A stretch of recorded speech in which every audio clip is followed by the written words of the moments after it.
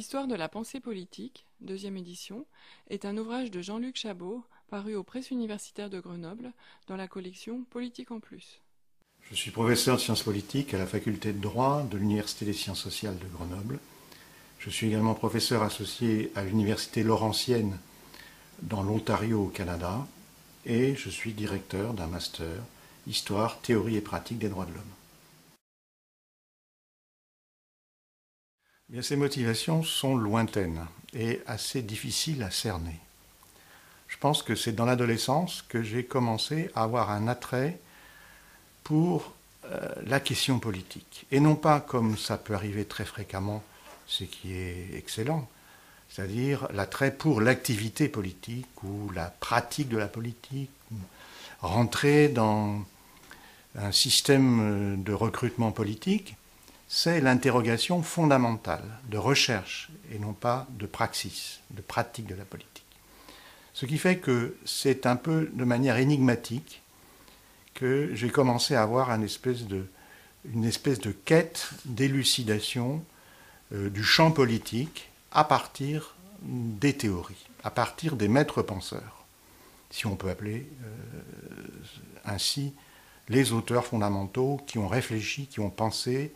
Une bonne partie sont des philosophes, des sociologues ou des politologues, ou des historiens, qui ont pensé le phénomène politique à travers les âges, à travers les siècles. Et voilà la raison profonde de mon goût plus accentué sur l'histoire de la pensée politique qui fait l'objet de ce manuel.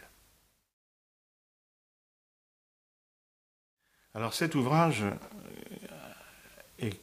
rentre dans une césure qui prend le XVIIIe siècle comme point de départ. En fait, ce n'est pas complètement exact. Le XVIIIe siècle, c'est le siècle des révolutions. Ce siècle des révolutions factuelles est préparé par une révolution intellectuelle qu'on appelle la modernité de manière habituelle. Cette modernité se traduit entre autres phénomènes par la structure idéologique de la pensée politique, l'ampleur que va prendre le politique, aussi bien en tant que croyance qu'en tant que développement de la démocratie, l'emprise croissante du phénomène politique sur l'ensemble des gouvernés. C'est ce phénomène qui se déroule progressivement au XIXe et au XXe siècle, qui s'accomplit surtout au XXe et qui se pense au XIXe siècle.